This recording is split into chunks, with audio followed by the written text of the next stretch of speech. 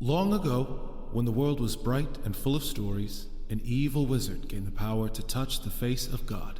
Narrativa, goddess of stories and weaver of our world, banished him to the void, but not before he stole a piece of her divine essence. With this newfound power, the wizard lay a dread curse upon all the world, the Glyph Purge, which struck from the minds of all mortals the knowledge of how to read and write. Now, all that stand between the Isle of Meotia and an age of endless ignorance are the bards, who tell stories of distant lands, exotic creatures, and brave heroes. This is one such tale. Hello and welcome to Challenge Rating Zero, the latest and greatest podcast to hit the internet airwaves. I am Sam, your Dungeon Master, and I am joined once again at long last, after climbing over a minefield of holiday specials, by my longtime friends and adventuring companions. Hello, I am Brian, and if I recall correctly, I play Hector the Gatekeeper. Hello, I'm Beth. Happy to be back to our main campaign, and I play Rilla Longshadow, Elven Sorceress. And last but not least, we have the man, the myth, the legend, the man who calls himself Michael, but who we call Parker because, in his words, we are dicks. Michael Parker playing the druid Zurabak. Say hi, Parker. Hi, Parker. Fan-fucking-tastic. That felt good. I don't know about you guys. That felt good. Pretty nice. We're back. Back in the saddle. Back in the saddle again. All right, so I was going to say it's more authentic because we're recording from basements, but we did that before, just, together. Just So the never same mind. basement previously. Yeah. yeah. We've gone from the same basements to various basements. Actually, Parker, are you in a basement? No. Why would I be in a basement? I don't know, Parker's just asking questions. The rest of us are. See you. The rest of us are in basements. We are recording remotely. We have got the technology, the skills, and the know-how to actually record this show in different places all at the same time. So, this is how we'll be recording the show going forward. Apologies in advance for any technical blips or, problems with sound. But hey, we're evolving. We're leveling up, as it were, as podcasters. And so since we are back to the main campaign and our main characters, it is with great pleasure that I get to say, when last we left our heroes. Woo! The town of Blackrock was being ravaged by fire. Hector and his trusty hound Book sprinted into the flames to search for survivors, braving choking smoke and scorching heat. He discovered the inhabitants of the city had been locked in a large inn at the center of town. With his great strength, he removed the massive carts blocking the door and freed the citizens therein. As the townsfolk ran to safety, Book sniffed out another survivor deeper within the blazing building. Hector rushed to the rescue, discovering a young child pinned under a cauldron in the kitchens. With the child tucked under his arm, he narrowly escaped through the broiling chimney before leaping to safety as the large building was devoured by the flames and collapsed beneath him. Meanwhile, Rilla pursued the arsonists fleeing the scene of the crime. Using her magical powers to take the shape of a halfling, she mounted a riding dog borrowed from the Hilltopple family and gave chase. She came upon a column of armed and armored soldiers under a banner bearing a burning tower. The Knights of the Pyre. Rilla eyed the person leading the column, a bald woman in flowing red and orange robes holding a torch aloft. Rilla barely escaped notice and returned swiftly to inform Sebastian of this news and the presence of the Knights of the Pyre. He did not take it well.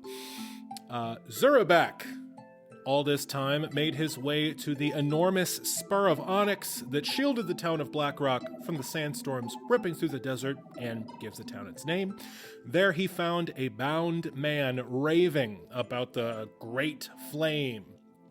Zurabak poked and mocked this bound man for quite a while, as is his style, drawing out more babbling about this man's final reward.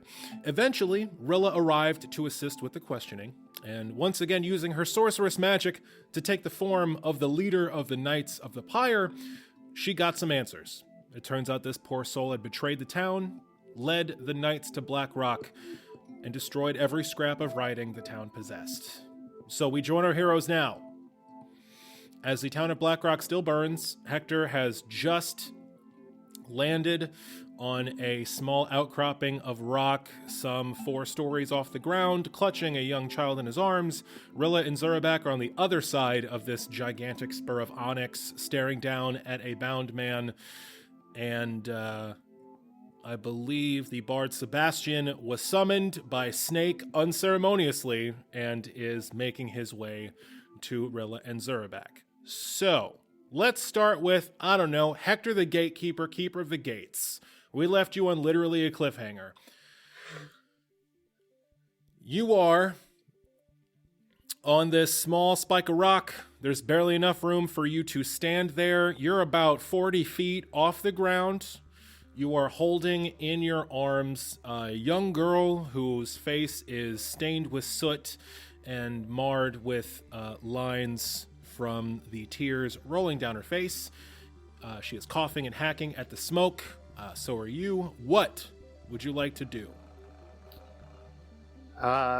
First of all, I am going to take a second to brush just some of the soot off of the little girl's face. Mm-hmm. And just say, we're almost there. We're out of the worst of it. We're almost there, sweetie. And then... I guess I'm gonna survey my surroundings to see, to try and figure out what the safest route down might be.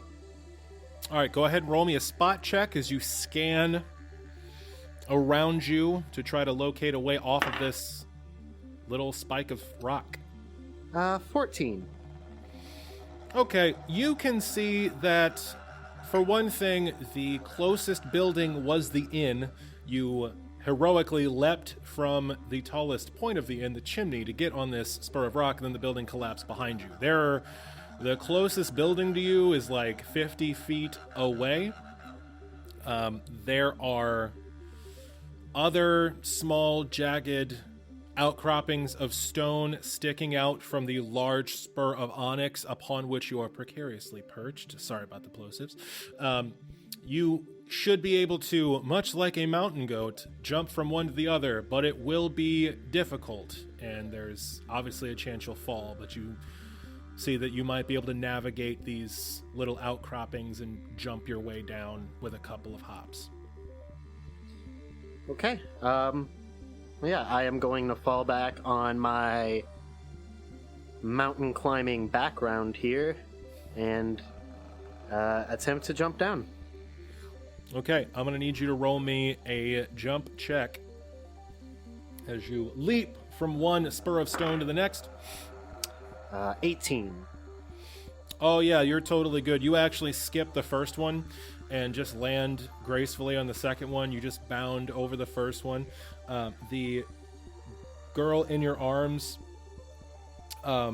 actually starts to giggle a little bit as you jump over the first one. It's like, roll another jump check as you continue to make your way down. Hearing the little girl giggle, I decide to make it a little bit more of a game for her, and I'm gonna throw her up, like, on my shoulders so she can kind of see what's going on now more if she's having fun with it. Fantastic. Yeah, you throw this girl up on your shoulders like a dad at Disneyland, and you continue jumping. Roll me that jump check. Yeah, that's a 22. Oh my. Yeah, you just make it to the ground. You're fine. With your powerful muscles, you Air Jordan that shit. You get so much hang time, it's like you're floating for a second, and you are able to very quickly and surprisingly gracefully just nail it. You superhero pose on the ground as you meet the stone, and the girl on your back is just whee! Loving every minute of it. She's now just giggling crazily as you are rushing through the air. And you hit the dirt. You are surrounded by burning buildings and billowing smoke. What do you do? Do I see the general direction that the larger crowd of people that made it out of the inn went in? Oh yeah, there's a main road right out of the courtyard in front of the inn that goes right out of town. It's the same road you came down to get in here. Okay. I immediately scoop the girl up and make my way that way. Make my way that way. Fantastic. You Words. rush through the town with this girl on your shoulders. You get a few blocks, and your faithful hound Book barks eagerly from a side alley and runs next to you, panting heavily, covered in soot. I unceremoniously toss the girl aside and run up and hug my dog. Yeah, she breaks her ankle as you chuck her with your powerful barbarian muscles, and it's bad. It's like real bad. Okay, but actually, I set the girl down on the ground and I run over and I hug my dog and I pick my dog up and squeeze him a bit. And then I set him down and bring him over to the little girl and I just say, "Now, I want you to meet someone very special. This is Book. Without him, I wouldn't have been able to find you. He saved your life." Doggy! She goes nuts. Book licks her face and she like nuzzles him. And then like a building beside you, like the roof falls in and a huge gout of smoke comes out. She's like, "We should probably get out of here, mister." Yeah, probably. Is this, Book's a pretty big dog. Is this girl little enough Yeah, to we're ride doing on that Book? all over the place. Yep, she can ride the dog, absolutely. Cool. I put her on Book's back and book it. Whee! She's jumping up and down. Book is loving every minute of it, and she's cackling her head off as you guys careen out of town down the main street with the town burning fitfully behind you. Congratulations, you saved the Goyle. Cut to Rilla and Zurabak. You are standing on the gigantic black rock that gives the town Blackrock its name.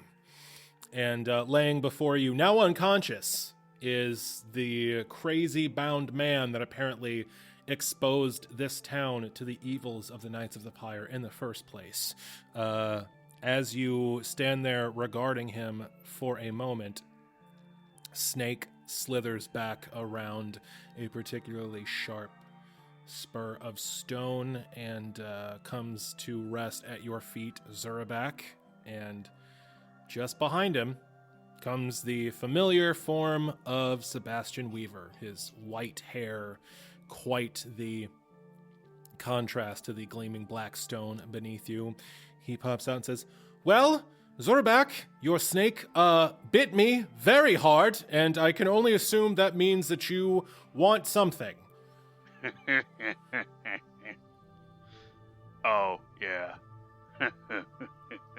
Hi, Sebastian. It's still Rilla inside the bald-haired human woman. Hello. Rilla, I can only assume if any stranger is standing next to Zurabak, it's you or he's blind. That's my only assumption. Oh, what a terrible, terrible day for me. I'm having just the worst day. Why have you summoned me? What do you need? I was in my wagon fretting, and what's going on? Who is this? Zurabak points at him. Idiot. This is the guy that sabotaged the entire town and then got abandoned here by the Knights of the Pyre. Truly? I'm his eternal reward. I got him to confess by turning into his leader. So, that was fun. That is impressive. You're telling me that's what the leader of the Knights of the Pyre looks like? Yeah, I saw her. Looks like you look right now. Yep. Well, that's useful information to have. Well, so, this poor soul Looks like he has very advanced dehydration. What did you want me to do? Zurabak shrugs and pokes him. I see. Well, I suppose I could, wake him up and... I don't know. He seems like he could use some healing. What were your intentions with this man? Bring him to justice? Bring him before the law, the local constabulary? Zurabak pokes him again. Well, I wanted info, and I feel like the town kind of deserves to make a decision here. Like, it'd be real easy to just shove him off this cliff, but, you know, he didn't try to murder me and my children and everyone I've ever met, so, probably take him back down to the villagers, let them, you know, justice of the town? I don't know. It doesn't feel like it's our decision. That sounds like an excellent plan. Yeah, we should get him back to the town. Zurabak, I don't suppose you'd, dirty your sullied hands by carrying this chap back to town? Alright. Oh, rather kind of you. Zurabak doesn't pick him up, he just drags him. I need to probably drop this before the villagers see me, because I don't want to get stabbed by 20 people, so... Oh yes, that's not a good look to show the town. Yeah, that's a very good point. I'm a little self-conscious. I'm gonna just step behind a rock for a second, and then I go drop my spell. Sebastian makes a very big, elaborate show of putting his hands over his eyes as you step behind a rock. Are you decent? Is it over? Is it done? Finished. Okay. Well, let's go then. And yeah, you guys walk back to the other side of the stone. As you are walking, Zurabak dragging this man behind you, his head is skipping off of every spare stone, adding lots of, comically large lumps to his head, and his, clothes are scraping against the rock. Sebastian sort of hangs back and walks behind you, so that this man is between the two of you, and he starts mumbling, and Rilla, you can tell that he's doing some magic. If you'd like to roll a spellcraft check to see what Sebastian's got cooking there, you absolutely may. All right, let's do it. Ooh, I rolled a 12, so that's a 16 on a spellcraft check. Yeah, that's pretty good. That's high enough. You can see that Sebastian is casting some cure spells on this man. You can see that some of the worst of his... like this guy's lips were chapped, his eyes were bloodshot. You can tell he sweat out all of his fluids a long time ago, and Sebastian is channeling some healing magic into him. That seems to be, closing up some of his wounds, giving his skin a healthier sheen, and the guy's eyes sort of flutter open as you guys get down from the rock and start dragging him across the sand to where the townsfolk of Blackrock are huddled by Sebastian's wagon and the wagons of the Hilltopples. The man starts his eyes flutter open, he starts raving again. Eternal flame, my place, I shall have my place. And as he's doing that, Sebastian casts, he says, oh no, that will not do. We can't have this man raving. He should have his full faculties if he's going to face judgment for his actions. And he casts another spell. And you can tell that this spell is Calm Emotions. It's interesting, since you're a sorceress and your magical aptitude is sort of inborn, it's not like you're going through a Rolodex and like, that spell is Calm Emotions, but you just sort of get vibes like, oh, he's trying to chill this dude out, he's trying to manipulate his mind a bit. And yeah, Sebastian places a hand on either side of this guy's head as Zurabak is unceremoniously dragging him through the sand, and this guy's eyes roll in the back of his head a little bit, and then he blinks once, and then twice, and then stops raving. He heaves a big sigh, he looks around, his head lolls to the side, and he sees the entire town is burning. He says, oh, by Narrativa's grace, what have I done? What is happening? What is happening? You're getting dragged through a desert. You tried to murder your entire village. didn't work out, bud. You're lying. That can't be true. I would never do that. That's... Oh, he's still an idiot. He's still lying. I've cleared up some of the cobwebs that were rattling around in his head there. Sort of cleaned up the mania he was suffering from. He should be a bit more level-headed now. Able to answer some questions, I hope.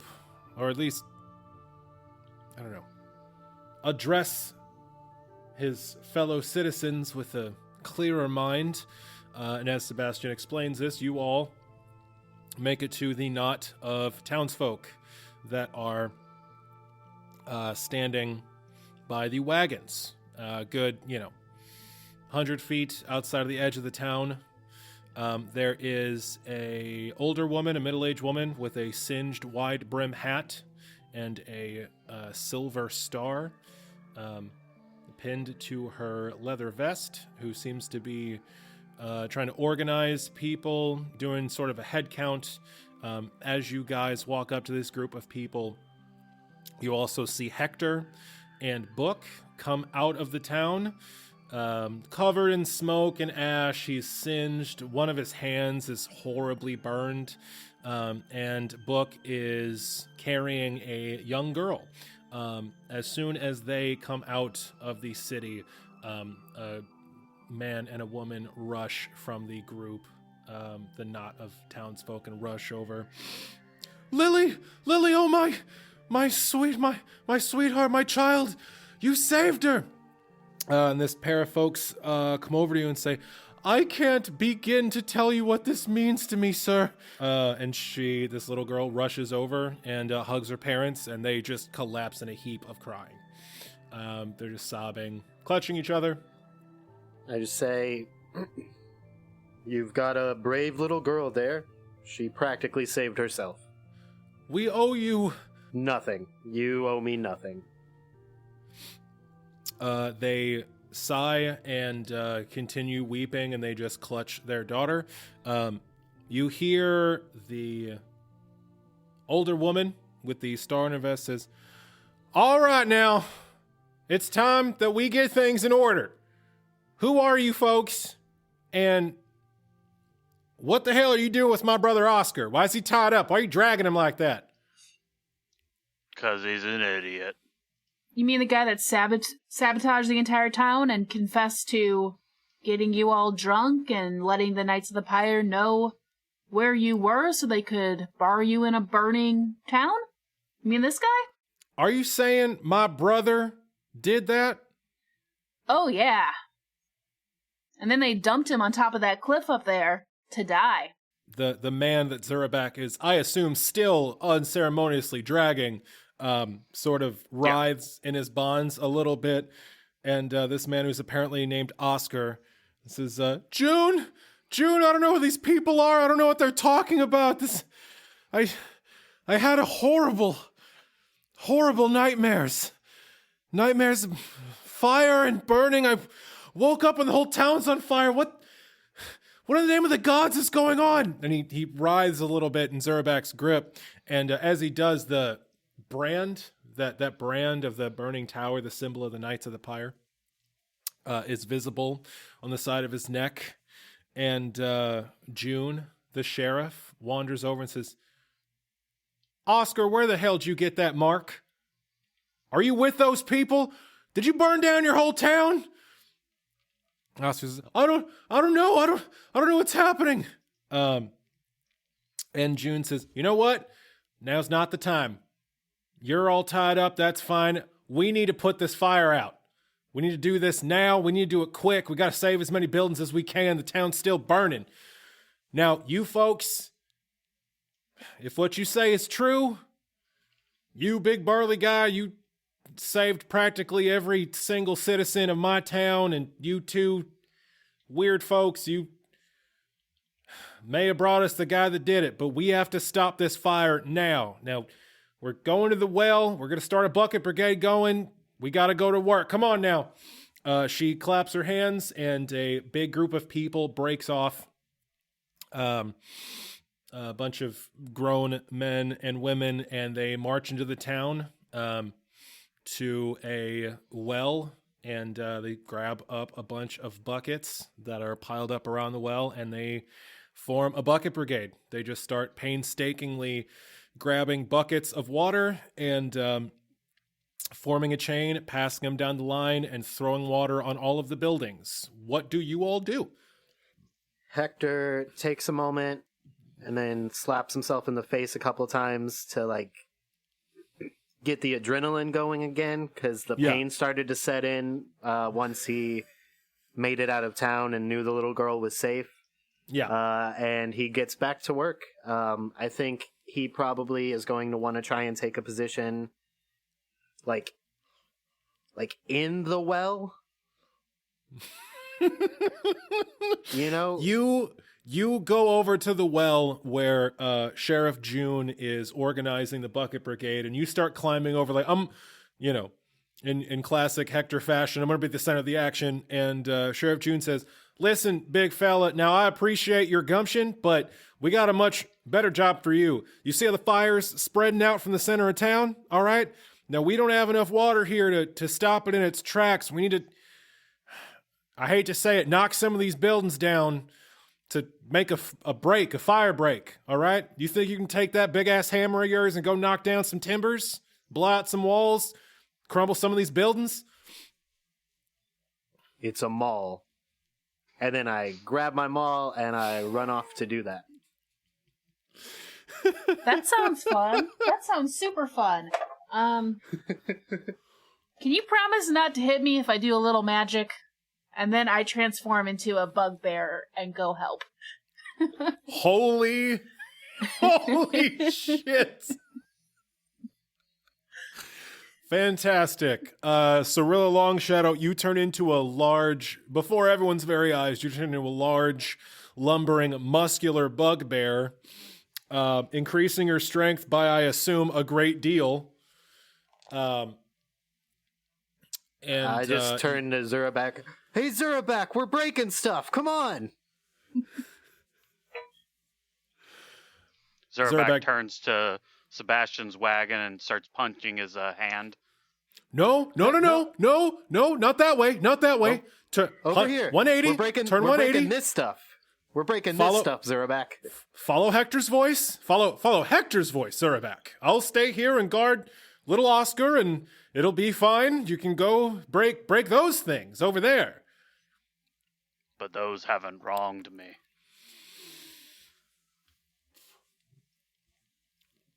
I honestly don't know what to say to that, Zurabak. I'm at a loss for words. Congratulations. Acceptable. And Zurabak turns around and slowly walks into town. Fantastic. So, the three of you form up, and considering how big, buildings are, we'll just say the three of you stick together and just start knocking down some buildings. So, the fire itself, as you recall, was caused from a giant brazier in the center of town that was piled high with books, scrolls, scraps of paper, bits of wood with writing on it that was set ablaze. That fire jumped out to the rest of the town, and it's spreading basically in a giant ring from the center out to the outer edges. So while the bucket brigade is splashing water on all these burning buildings to try to put the harshest blazes out, you have been tasked with knocking down some of the outer buildings that are already half destroyed to make a fire break, so there's nothing for the fires to jump to. All these buildings are made of wood, so should not be too much trouble.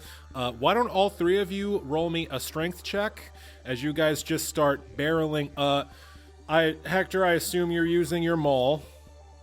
Yes. I'm also going to rage again. Okay.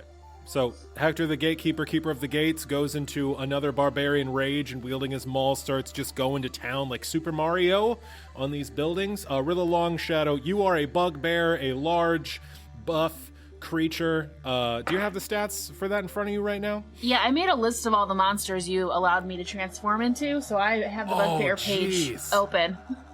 What's your strength now? 15 now. I'm not that strong naturally. Cool. So, you, as a big burly bugbear with a very increased strength to 15, how are you going to go about knocking down these buildings? Well, I'm 7 feet tall, which is a 2-foot height adjustment. I think I'm kind of giddy. I might just do some, like, running into shit and seeing if it falls over. Like, linebacker style, you know? I will say this, you pry a bit of wrought iron gate from a partially burned down house to use as a ram. Yes. And yeah, you just linebacker style start running into buildings. Zurabak, what tactic are you using to break stuff? Well, first things first, I cast full strength on Hector. Yeah, you do. Yeah, you do. Is that a +4? That is an additional +4 to strength. And Hector, if you're raging and you get +4 to strength, that makes your strength what? 26. 26, which is a fucking lot. +8 modifier. Yeah. Hector, you've never felt this buff. You feel the power of the wilderness surge through you, that adrenaline rush you were hoping for earlier. It finally came. Red Bull gives you wings. So that's the first thing you do, Zurabak, then what? I have warp wood prepared, and I was looking at it. That could be good.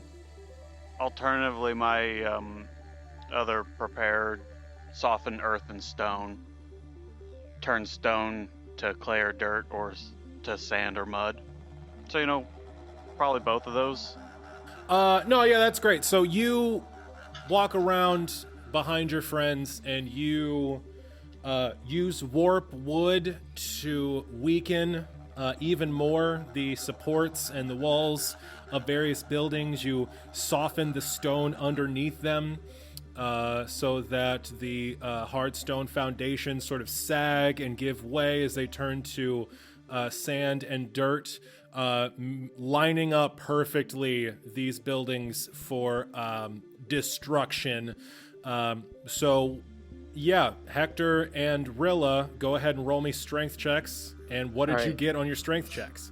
I rolled this back when you initially asked for the strength checks, and I've just been excitedly sitting on this.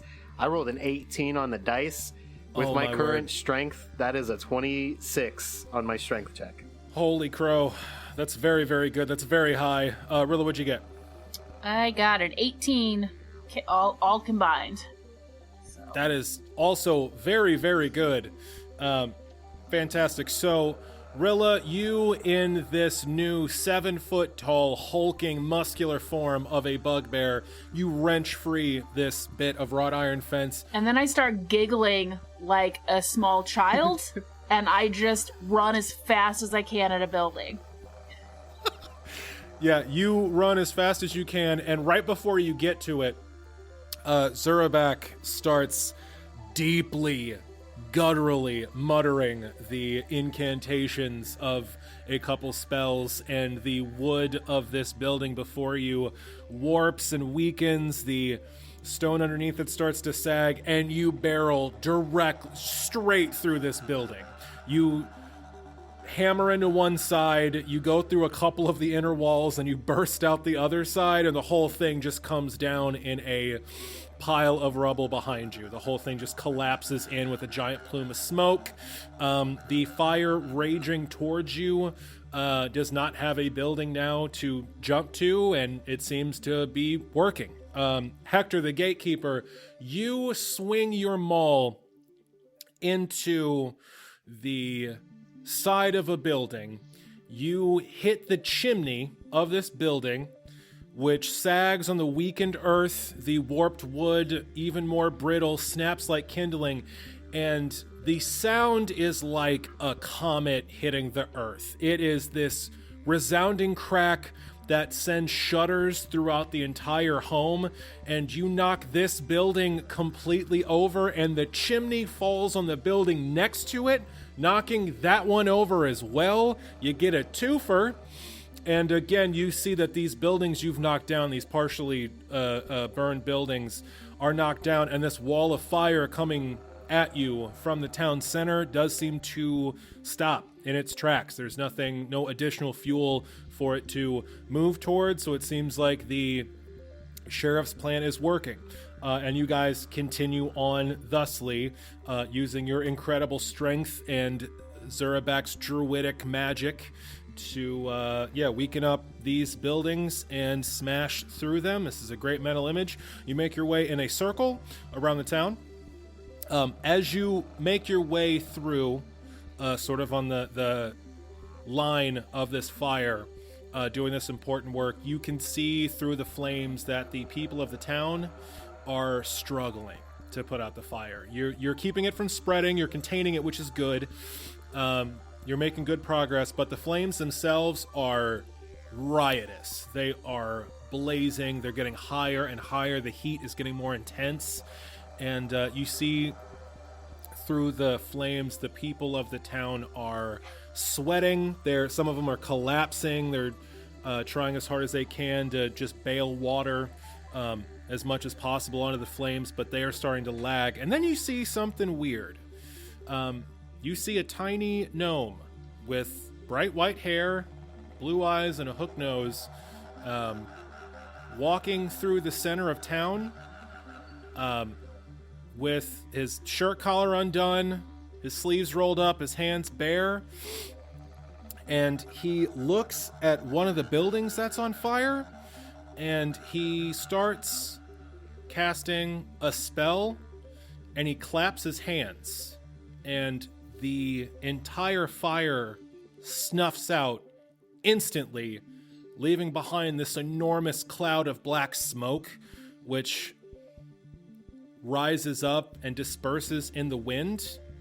And then he walks over to another building and casts the same spell, claps his hand, and boom, another fire is completely snuffed out, and a huge plume of smoke rises into the air and drifts away. And you see Sebastian Weaver getting his fucking hands dirty. He is sweating. His hair is sticking to his face. You can see the ends of some of his clothes are actually a little singed. And he's walking through, doing whatever he can to help out the people. Everyone roll me a spot check. 4. 9. 16 plus 6. Zurabak, you see as Sebastian is working his way through, one of the times that he casts this spell, he's going just methodically down the line, calling upon his magical abilities to snuff out these flames. You see one time as he casts this spell, his eyes get this strange sheen. It looks like his eyes turn jet black for just a second. You're not even entirely sure if you saw it. It's with all the flames and stuff going on, you're not exactly sure, but Sebastian's eyes go jet black for just a second, and then he goes back to normal and moves on, clapping his hands and snuffing out these flames in gigantic piles of smoke. Zurabak stops what he's doing, stares at Sebastian, and goes back to what he was doing. Fantastic. The perfect person to see that, really. So yeah, you guys continue on your merry way. Go ahead and roll me one more strength check, Hector and Rilla, as you continue on demolition patrol. It seems now that with your help and Sebastian actually kicking in for once, you're actually starting to get control of this thing. I can roll a strength check too. Yeah, roll a strength check, Zurabak. You've prepped the field. 25. 14. Okay. Also 25. Oh my. Here's what happens. Rilla, you run forward in this last amazing, combo attack. Rilla, you run forward with this, gate in front of you as a battering ram, and you punch your way through, 3 buildings. You smash through the center support beams of 3 different homes, just running full tilt, smashing through all the walls, running over furniture. And behind you, Hector and Zurabak have picked up a chimney and using it as a battering ram between them, just run through the rest of them. They just smash down these 3 buildings behind you that you've weakened up, that you've loosened for them like a pickle jar, and they just smash all 3 of them down.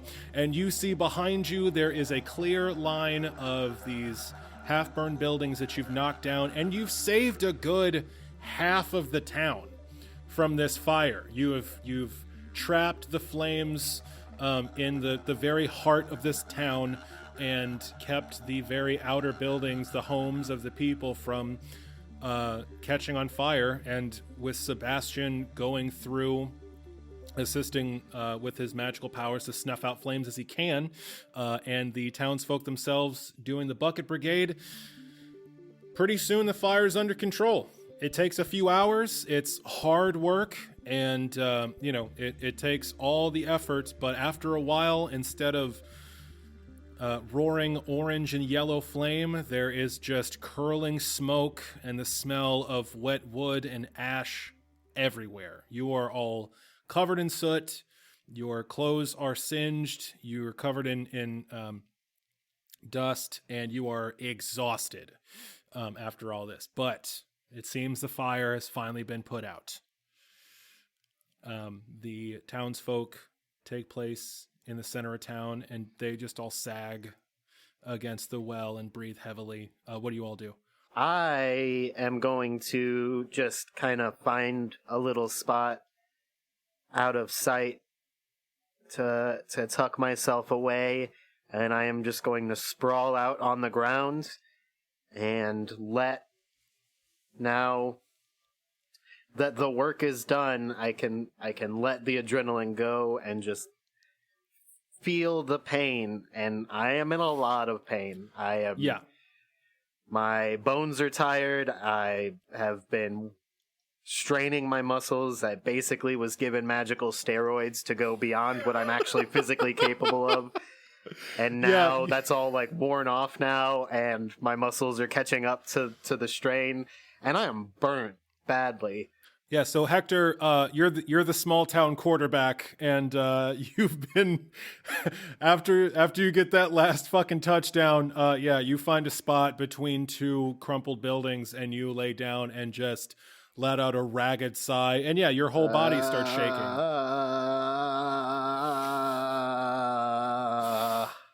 A cold sweat overtakes you. The pain of your burn, your burned hand that was pressed against that chimney, starts to flare up and really register. And you heave and sort of shiver with the adrenaline leaving your system. Rilla, what do you do?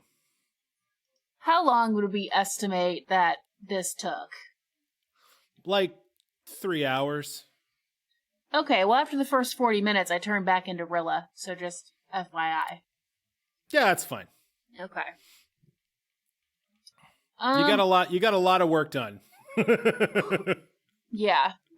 And then I just help supervise, right? Oh, absolutely, yeah. Well, I can't heal Hector, so I think as star witness, I just head back to the townsfolk.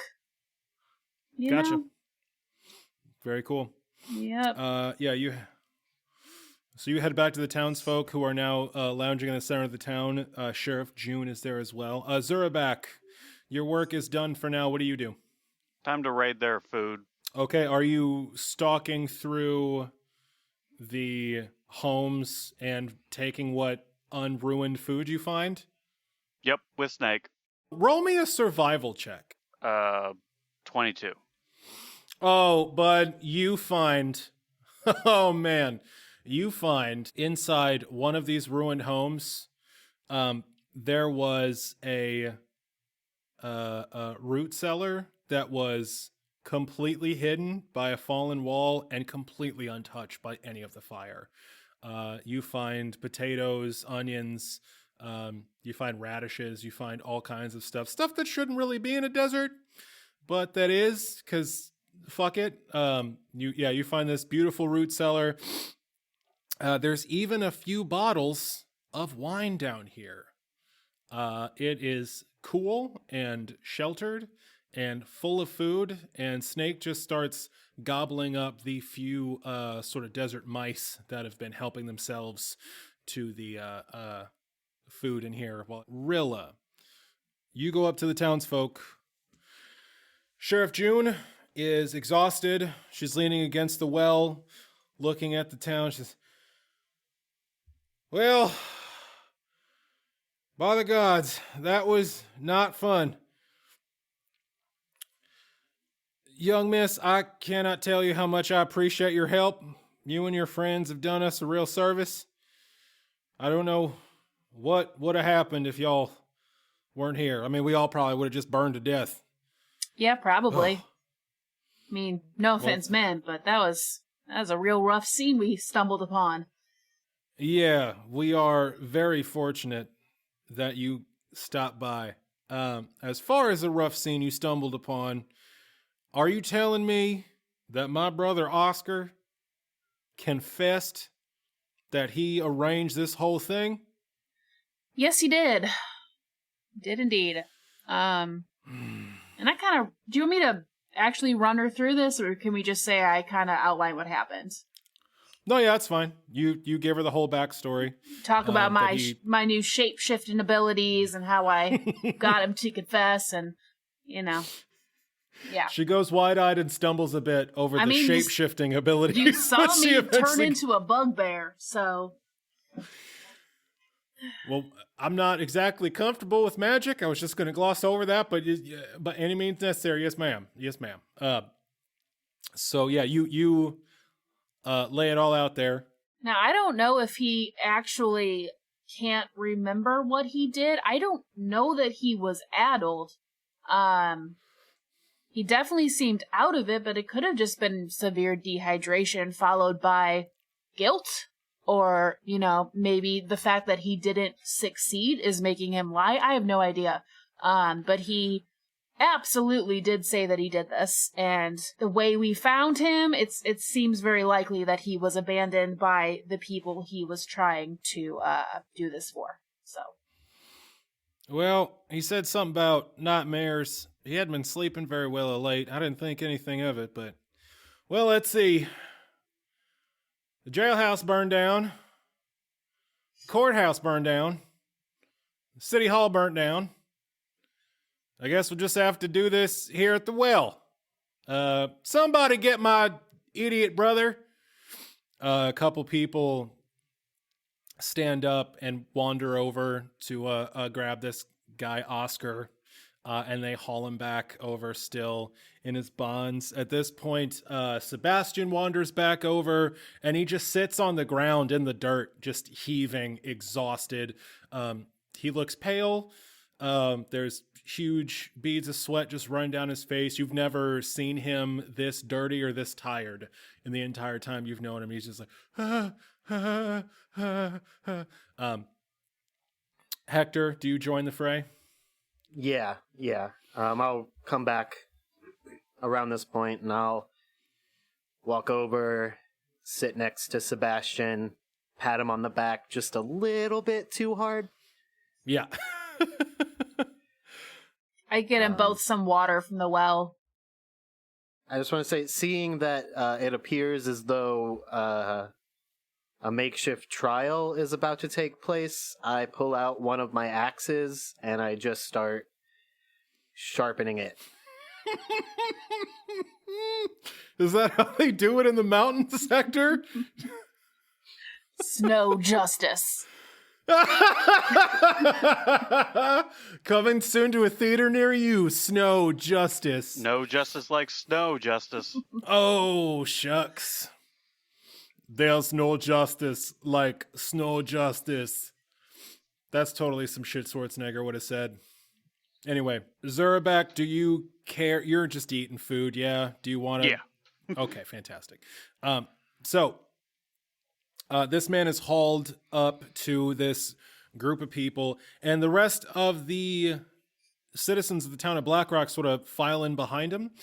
Some people start going off and just picking through the remains of what's left of their homes. Some of them are just clinging to each other tightly and kind of crying. But two big burly men sort of hold Oscar up. His hands and ankles are still tied, and he's just sort of hangs limply between these guys.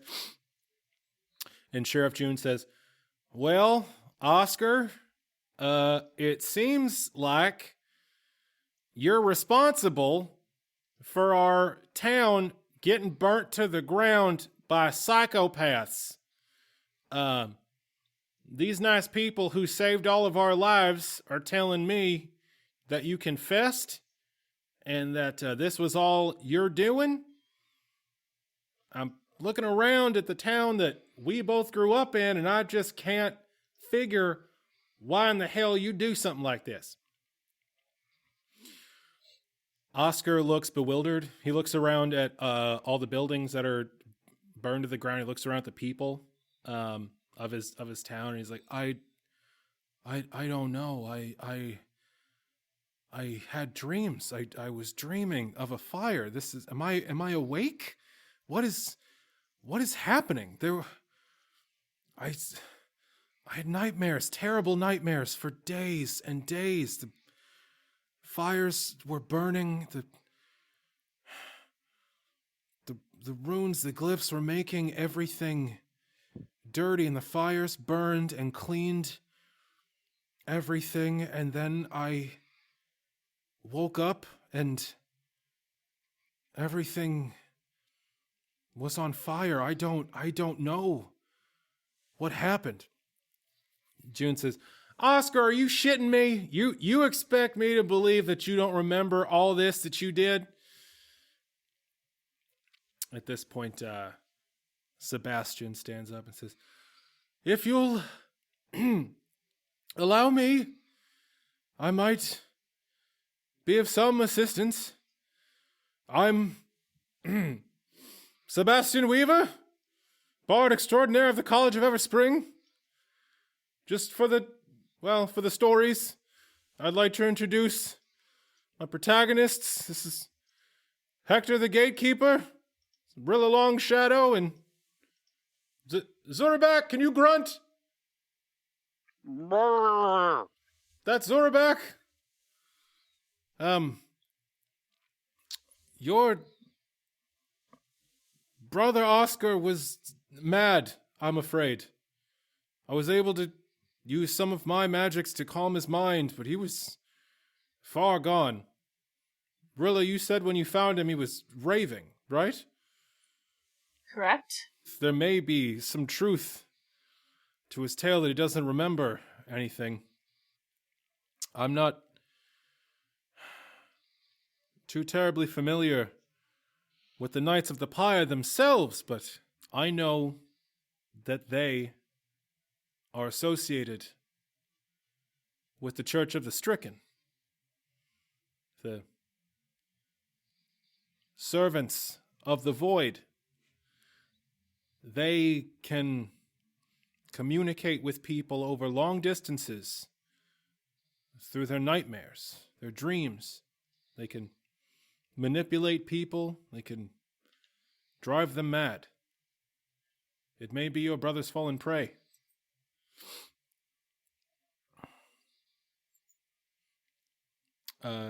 Sheriff June says, well, I don't know where that leaves us. I mean, Oscar, you're the only one that wasn't in the tavern when this whole thing happened. You were the only one that wasn't locked up resigned to die.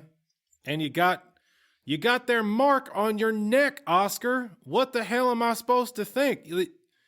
It's not looking too good. I don't know. The flames beckoned and I answered. You have to believe me. June shakes her head. Well, I've had enough of this. I can't listen to this anymore. Look, we got a lot of work to do here, rebuilding. You folks have done us, well, the greatest service. We'll be in your debt for a long time. I mean, hell, what do you think we should do with him? I didn't really think it was my place to make that decision. He's your townsperson. This seemed like a pretty great betrayal, but I can't prove one way or the other if he was aware of what he did or if it was, like Sebastian said, if he was out of his mind. I don't know. So I really don't want to make this decision, is what I think. Well, of course not. I'm the law in this town. It comes down to me. I was just wondering if you had any opinions. That's all. It's a tricky situation. Mind control. I don't know how comfortable your citizens will be with this man staying in town, though. Yeah, we're gonna have to find something to do with him, that's for sure. Zurabak comes back.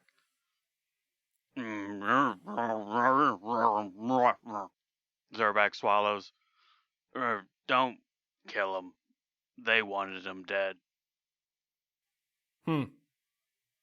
Well now that's a good point. It might be that exile is the best choice in a situation like this. Hey, Mr. Bard.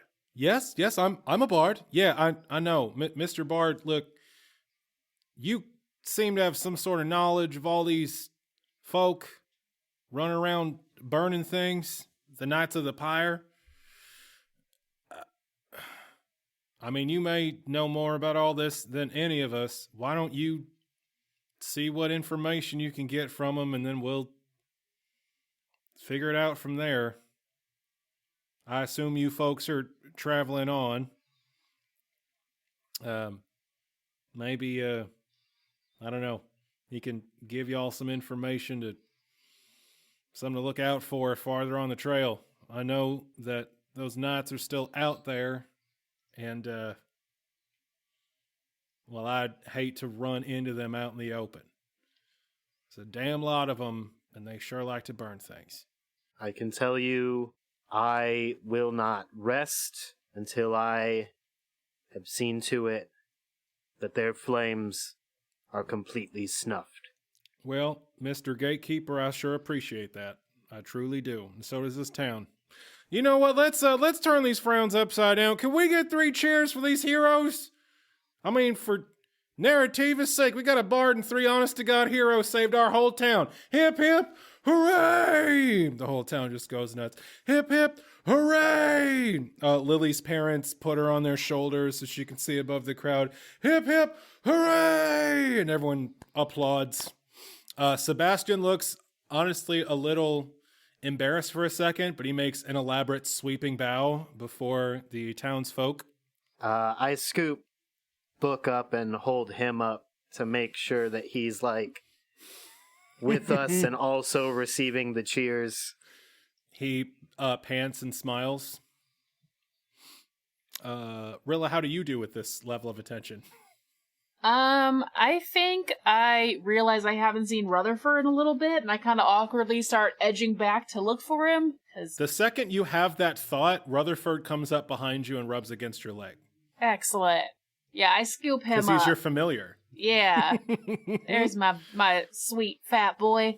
Yeah, I scoop him up and I just kind of awkwardly bow a little bit, but I'm also edging behind Hector as I do it. For sure, absolutely. I am simultaneously edging out from in front. Like, oh, wait, no, You're getting blocked by me. No, you get cheers too. And so I'm just like edging.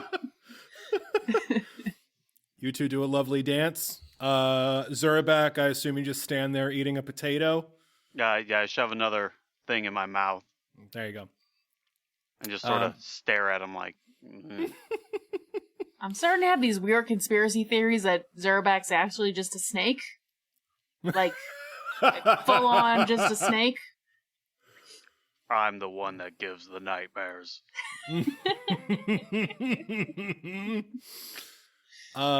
So, at that, the townsfolk kind of start to disperse a little bit. The men holding Oscar take him over to the well and sort of tie him to it so he can't go anywhere. And Sheriff June sits next to him and just starts talking to him. Sebastian wanders over and sits down cross-legged and with wide eyes and furrowed brows seems to have like a real deep conversation with Oscar. And then the Hilltopples roll in. They start handing out blankets and water, bits of food, and handing out supplies to people that needed everything they can spare. And by the end of the day, those still with homes are sharing them with those without. The piles of ash and burned wood are piled up in various corners of the town to be moved away later, and everyone sort of starts to settle in for the night. Is there anything you all want to do?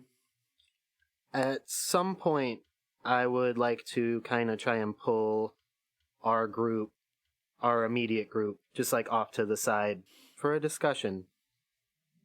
Yeah, absolutely. Yeah, as everyone starts to calm down, eventually Sebastian finishes his conversation, and Zurabak stops eating for 5 seconds, and Rilla stops ladling out water to townsfolk. But yeah, you pull everyone together beside Sebastian's Wagon of Wonders, which he's pulled into the town proper, into the burnt-out courtyard next to that big brazier.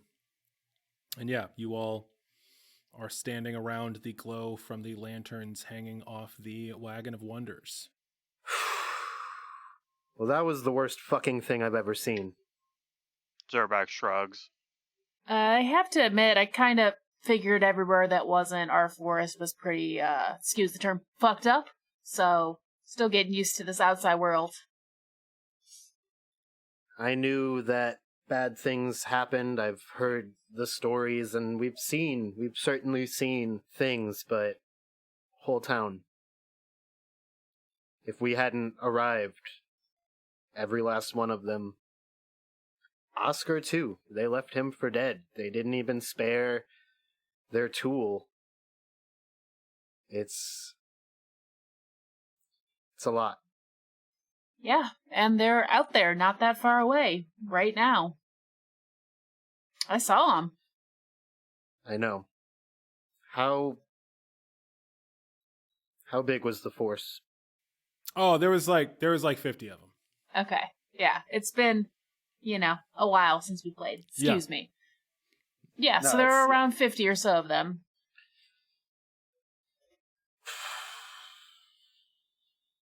Could probably get like 5 or 6 before we go down. That's probably not the smartest course. They need to be punished. I agree, but we're on a bigger mission, I think, at this moment. And also from what Sebastian has said, they're an arm of The Stricken? Of the Stricken, yeah. If they're an arm of the Stricken, then the best way to effectively destroy them is still to go after the Stricken, or those who are worshipping him directly. Yeah. But they succeeded in their main mission here. They burned all of the writings. Those are lost now. Even if we find a way to reverse the glyph purge, that knowledge is gone, and I can only assume that they're doing that everywhere they go. I don't know. I know that we have a bigger mission. I know, but what we saw here today, I don't know. Feels like there's more that we can be doing. I just wanted to see where you guys stood. What do you think, Zurabak? Being awfully quiet, like always. They will die. Do you mean that in a, everything dies kind of way, or... Horribly. Okay. Hector nods at that and extends a hand to Zurabak.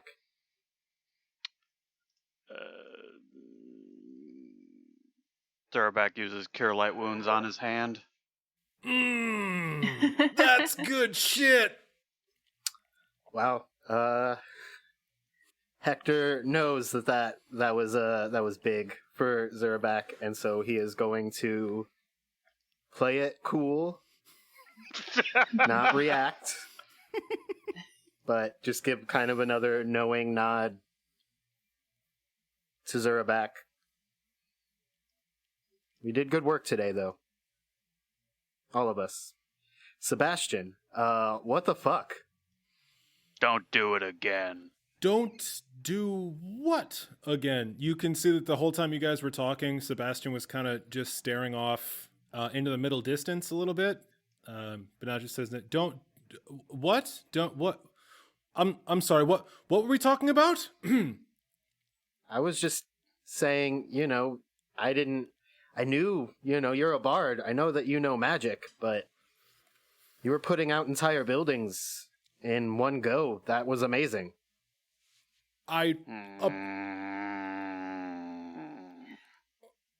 Sebastian leans backwards on the on his heels away from Zurabak. Yes, well, in this particular case, pyrotechnics was an apt spell, it would seem. Normally I use it to turn a lantern into fireworks or, a campfire into choking smoke so I can run away from my enemies, but it turns out in this case I was able to, assist. I must say it did feel good. It felt good to help in that way, to get my hands dirty, so to speak. I saw the people trying to save their homes, and I couldn't help myself. Zurabak, why are you looking at me like that? Oh, okay. Did I miss something? I am also confused. What's going on? Why are you so angry? I mean, I know you're angry all the time, Zurabak, but especially right now. I'm watching you. All right. Well, all right. Well, good. Very good. I guess I won't get lost then, 'cause you'll be watching me. Oh, look, it's the sheriff. Thank the gods. And you see Sheriff June wander over to you folks as you're standing by the wagon in the middle of town. She is holding a large bag over her shoulder. She approaches you all and says, well, Mr. Weaver, I hope your talk there with Oscar was enlightening. Oh, yes, we had some very useful things to impart. It's a shame. It seems that the nightmares he experienced were real and quite devastating. Well, don't you worry none about that. We'll take care of him. He's not exactly gonna be forgiven for this, but he's family, he's one of us, and well, if he's sick in the head, I guess we'll have to find some way to take care of him. But you all, well, you saved my town, my entire town and everyone in it, including my very own self. The reason we had all those writings was because we found them. The sands in this desert, they're kicked up by the storms that rage all the time.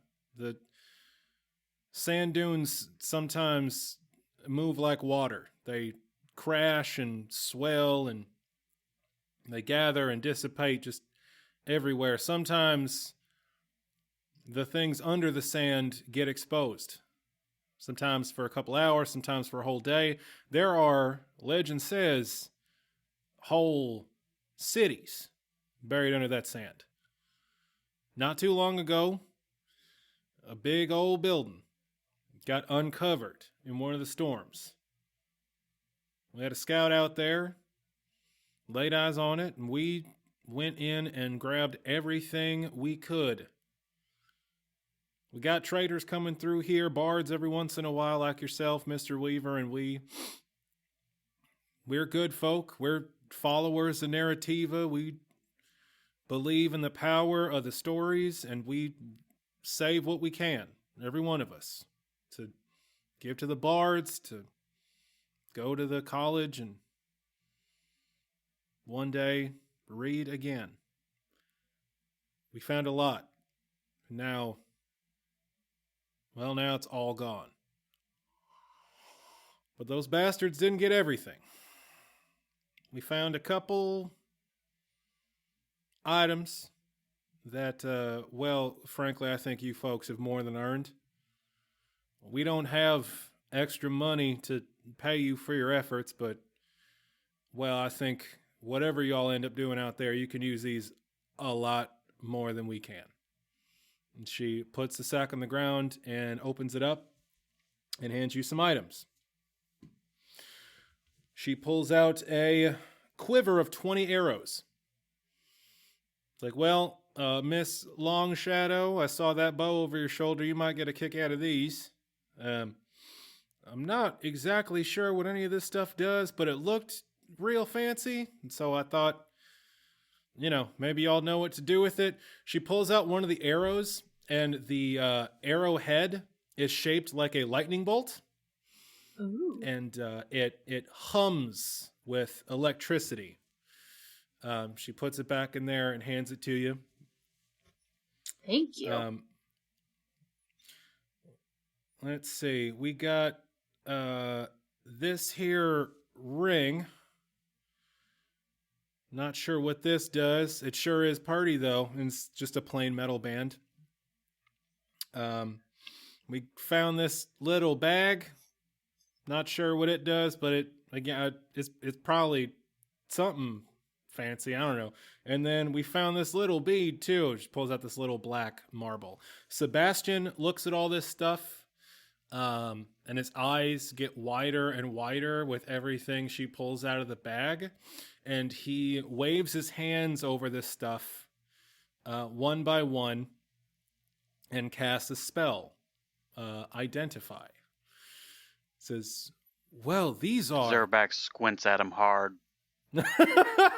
His eyes don't change color. That you can see. Ooh! Sebastian waves his hands over everything and says, "Oh my, these are rare treasures. Are you certain you wish to part with these things?" Now, Mr. Weaver, I'm just a small town sheriff, and I'm sure if I knew anything about fancy, powerful items, I wouldn't go around giving them to, just any drifter that wandered through town unless they saved every single person in my town. Yes, I'm sure, you silly fool. Well, thank you. Thank you very much. Let's see here. Interesting. Rilla, these are shocking arrows. If you hit your target with one of these arrows, they'll be hit with lightning, as well as the arrow itself. Quite the boon. Rilla, you now have 20 +1 shocking arrows. +1 to attack and damage, and 1d6 lightning damage on hit. Got 20 of them. Cool.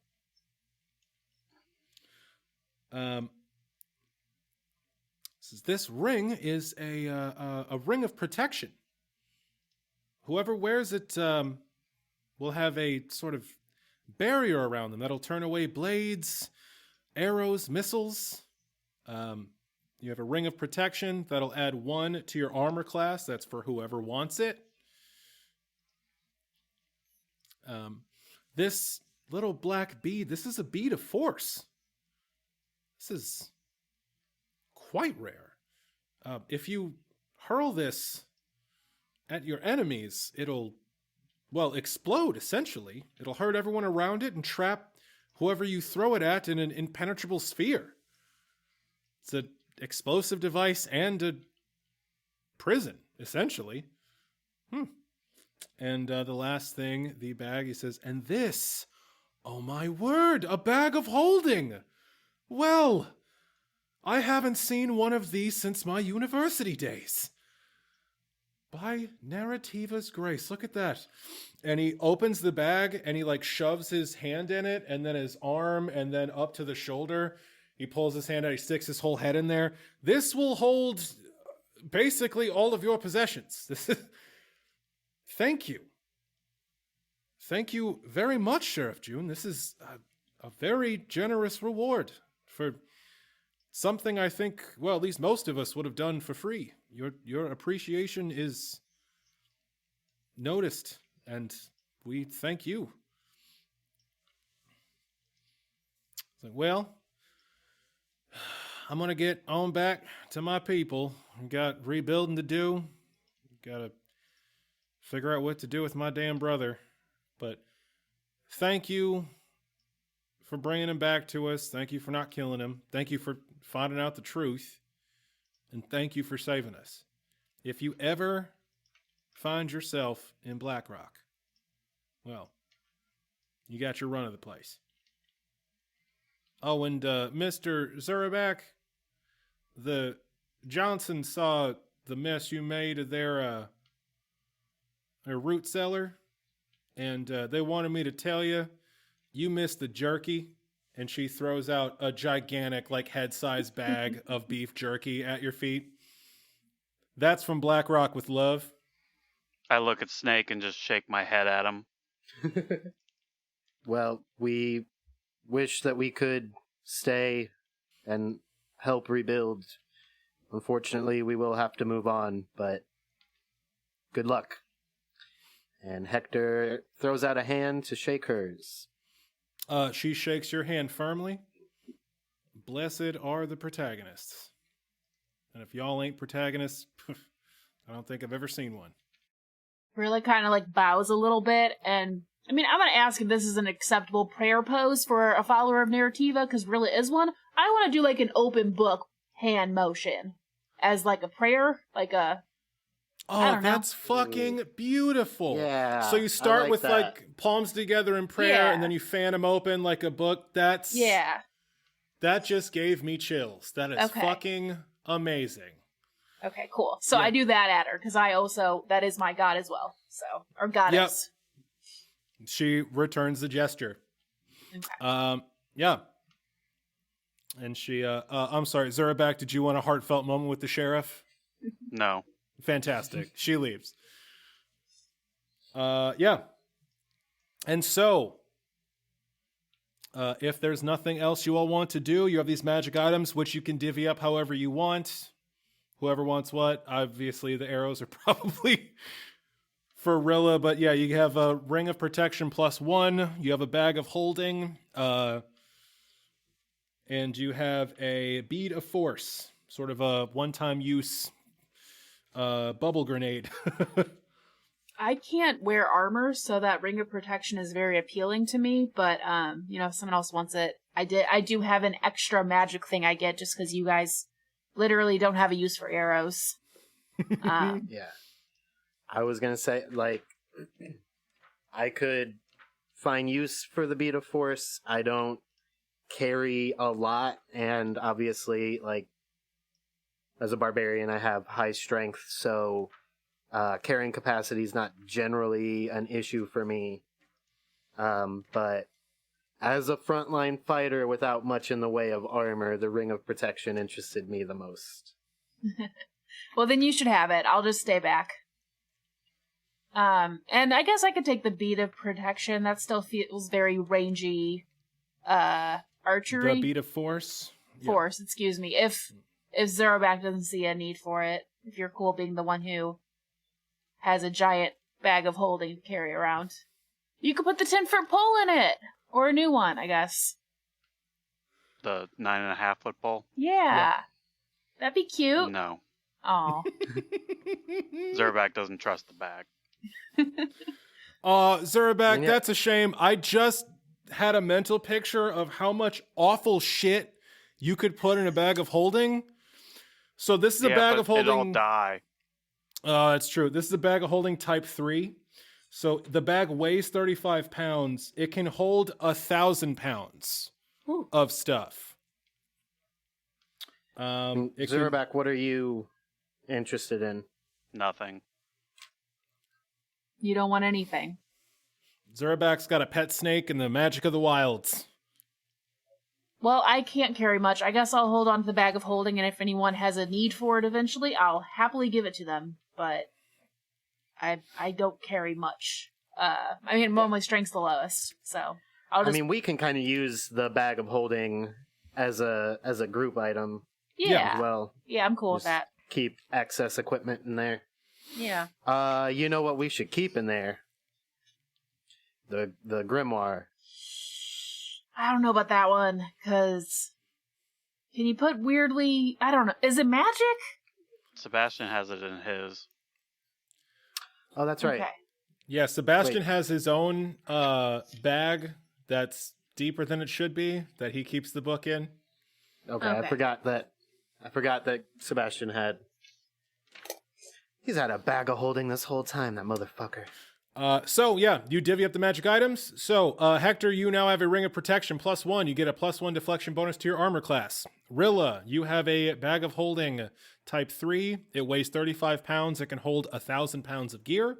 You also have 20 +1 shocking arrows with heads that look like lightning bolts, and a bead of force, which is it's a cross between a grenade and a Pokeball. You throw it and it blows up and hurts people, and then the person you throw it at can get trapped inside of a impenetrable bubble for like 10 minutes. It's pretty neat. All right, so you all divvy up the magic items that Sebastian has identified, and with Zurabak staring threateningly at Sebastian all night, you all are welcomed to a empty house that is mostly intact to go to sleep for the night. I sleep outside. Yeah, absolutely. Zurabak sleeps outside. I wanted to say I burned some prestidigitations before we go, just to remove all the soot from the well or something, so something looks like it did before the town was burned. Oh yeah, fantastic. Yeah, you use prestidigitation to clean off the well and the buckets. You make little swirling whirlwinds that take away the soot. They make a nice little bright spot for the townsfolk to drink out of. And as you awaken the next morning, Inga Hilltopple comes up alongside you and says, "Well, we'll have to make up the loss of trade. Normally, Blackrock is a rather profitable stop on our route. We're happy, of course, to give what we can to people in such dire straits, but I think we'll have to take a diversion. Normally we'd trace through a few other towns before heading there, but I think we need to take a shortcut. Next, we'll head to Picker's Run. It's a town very, very close to the Badlands. It's a dangerous terrain, but there are salvagers there that have always interesting things to sell. Things taken from the Badlands themselves. I hope you all have steely nerves. It's rather spooky up there." The Hilltopples have finished handing out supplies and are packing up their wagons, and the townsfolk all stand lining the road out of town to wave you all off. Sebastian packs up the Wagon of Wonders, climbs into the driver's seat, and snaps the reins, and you all make your way out of the town of Blackrock. The last few curls of smoke stretch into the sky, and the smell of ash assails your nostrils, but you see a few people grabbing loose planks of wood, lining them up, hammers and nails flashing, food being shared amongst the people, and a little girl on her parents' shoulders, smiling a big gap-toothed smile as she waves you off. And that's where we'll end.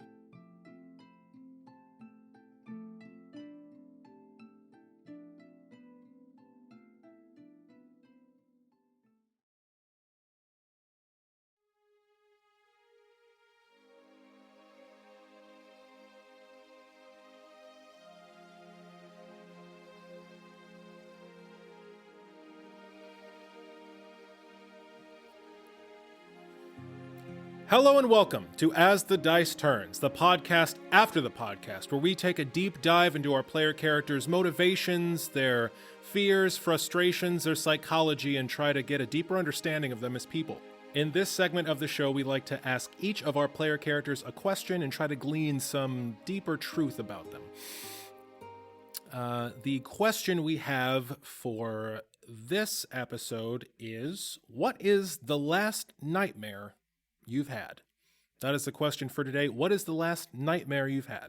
So as usual, we'll go down the line and ask each of our protagonists this question in turn and see what we get. Let's start with Hector. Hector the Gatekeeper, Keeper of the Gates. How are you today, sir? I am doing lovely, and might I just say, the beard, it's a little off kilter, but I think that it suits you very well. How it's long on one side and not as long, and the patches on the face, most people couldn't pull that off. I appreciate that. I call it the Picasso, which is a reference I'm not sure you'll understand, but it's sort of a patchwork that is derived from stress, lack of sleep, and being nipped at by the horrific creatures that your friend Zurabak keeps leaving in my recording studio. Yes. Sharon is supposed to help me keep the studio clean, but she keeps playing with that little druid shaky that Zurabak gave her on her birthday. And so Sharon, are you gonna mop in here? Sharon. No, she's still playing with shaky. So anyway, I'm sorry. I appreciate the compliment. Thank you very much. It's good to see you back in the studio. The question for today is, what is the last nightmare you had? What is the last nightmare that you've experienced that you can remember? Now, I guess before I can answer that question, I think we need to define the term nightmare. Now, Webster's dictionary defines nightmare as... Well, I've never read a dictionary. Now, right. But what I'm really getting at is, are we talking about like a bad dream or something specifically scary? Because I'm very brave. Now, Hector, I'm sure that someone of your very sunny disposition can turn even the most horrific nightmare into something positive. But yeah, a bad dream, an unpleasant dream, a dream that had you wake up in a cold sweat, or, maybe even wake up screaming a little bit. Just a not good dream. It's the most poetic way I can say it, I think. Well, I guess. So, I don't know. A few days ago, I had a dream. It was like I was a kid again, and me and my dad and a few of my uncles were, traveling through the mountain range like you do. And I wandered off a little bit too far. And then an avalanche happened. And it cut me off from my dad and my uncles. And I went running back to try and get to them. But rocks and snow fell between us. And I desperately climbed. And as I climbed, I grew older and older until I was an adult, as I am now. And the rocks just kept piling up further and further, and I could never quite get over the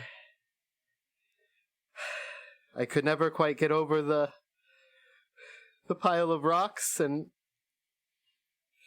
it just and they were there, like I could hear them calling my name, and I was calling back. But I guess, I mean, if that's what you would call like a bad dream, I guess that might technically qualify. Yeah, I think that definitely fits the criteria. I'm sorry. Did you need a tissue as well, Sharon? We need some tissues. There is nothing wrong with a good manly cry. I am not crying though, so I am not crying. There's Right. nothing wrong with Your it. face is just Sure. you're not less of a man for crying, and I would never imply that. I'm just saying that I'm not. No, your face is just wet from all the sweat, the man sweat from the exertion of that storytelling. Well, Hector, thank you for sharing that. That was very, very emotional, and I appreciate it. Thank you very much. Well, thank you for having me. Rilla Longshadow. Oh, pardon me. Get it together. Come on. Would you like a handkerchief? Thank you. Yes, I think I would. Oh God, that's so sad. Okay, I'm sorry. you have Is my. everything all right? Yeah, no, everything's fine. Just had a little discussion with your buddy Hector, and it got a little emotional. But I'm okay. I'm good. I'm totally focused. You are the. That's not connected to the swamp that's currently spreading through the studio. Oh no, I cry about that at night when no one's here. That's a totally different Okay. different cry. So Rilla Longshadow, thanks again for stopping by the studio. I know you're very busy these days, so I very much appreciate it. The question before you is, what is the last nightmare you've had? Do we have to do the whole elven preface of we don't sleep again? Okay. It's called a nightmare, not a night sleep or a night trance. When you engage in your 4-hour nightly meditation that raises you so far above us mere mortals, what images dance through your brain that caused you to be upset? Is that a better way of phrasing the question? I think I added about 20 words in there, but It's more accurate, certainly. okay, great. Well, obviously I think that prophecy that I heard has been kind of on my mind. What prophecy is both the one about my blood being the key, and that I can't ever go home, or can't go home because something terrible will happen, or however we phrase that. But the horrific, the one, the horrific message you got from your Aunt Arafin. Yeah. So lately, I've been having these images of my home, of the forest that I love so much, and not so much my hometown specifically, but like the woods. Mm-hmm. And it starts really nice and soothing, and I start to relax, and then fire breaks out, and everything burns to ash, and then I feel my blood boiling, and typically that's when I snap out of it. Oh my! So I think I'm a little stressed. How about you? I would say so. That certainly sounds like a stress response, seeing your home completely immolated and feeling that within yourself. That sounds terrible. How does that make you feel? Seeing your home burn, feeling your blood boiling like that? Terrified. Like I don't know what, it feels like when I first got my magic before I got tired of being prodded, when it was just this new, strange, horrifying thing that drew attention, and also I didn't control it all that well. It feels a lot like that. Gotcha. I can understand how that'd be very disconcerting. That does sound rather troubling. I'm sorry that you're going through that. I'm sure the hot climate you find yourself in isn't helping that at all.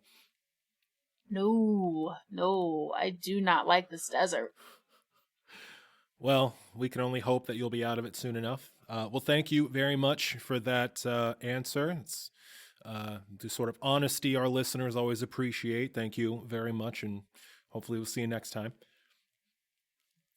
Yeah, I'm gonna get out of here. It kind of smells like mold, like a lot of mold. Oh, there's various fungal varieties growing just everywhere. Some of them inside my panels, which I just love. I'm a big fan of. Please leave quickly. Yep. And finally, Zurabak. Zurabak, thank you once again for coming to the studio. Is a thing I have to say because it's in my contract. But Yep. what have you brought this time, Zurabak? What do you have? I'm supposed to bring things. Oh, thank God. Okay, great. You don't have some fresh horror to dump into my recording studio to add to this horrific jungle that you've fostered here? Nah, it's going pretty good. Oh. Well, that's an equally bad sign, I suppose. Well, I guess grab a stump and let's get into it. Zurabak, what is the last nightmare that you have had? Does Zurabak have nightmares? Zurabak looks off into the distance for a while. Then he reaches down into the swamp, picks out a lizard. Now, I don't have nightmares. I am the nightmare. When was the last time I gave you a nightmare? And then he bites the lizard's head off. Well, I'm sure this is going to scar me in some way, shape, or form that is yet to be seen. So, as always, I appreciate that. Telling and very on-brand response, as always, from Zurabak. Let me ask you this. When you sleep, do you dream at all? Whole lot of nothing. So every time you close your eyes to go to bed for the night, you're just floating in the void. Yep. Well, that must be nice. You know, some people pay a lot of money for that kind of thing. Well, those people have guilty consciences. I suppose so. Well, Zurabak, I'm not really surprised by that answer, but as always, I appreciate your honesty. I'm sure our listeners do as well. And that's going to do it for this episode of As the Dice Turns, the podcast after the podcast, where we take a deep dive into our player character psychology. Sharon and I want to thank you, as always, for listening to our little show. And until next time, dear listeners, keep those dice turning. Hey there, dear listeners. It is Sam, your Dungeon Master here, just checking in with the end credits. Music for our show is provided by the harp wolf Danielle Taylor Williams. She has an album out called Why Are We Surprised When Seasons Change? It's a real banger. I suggest you check it out. You can find her work at danielletaylorharp.bandcamp.com. Additional music is also provided by Justin Ra. You can find him on Facebook at Justin Ra Music. He also has an album out called Age of the Spirit, which is also quite incredible, and I highly recommend you look into it. You can find his work at justinramusic.bandcamp.com.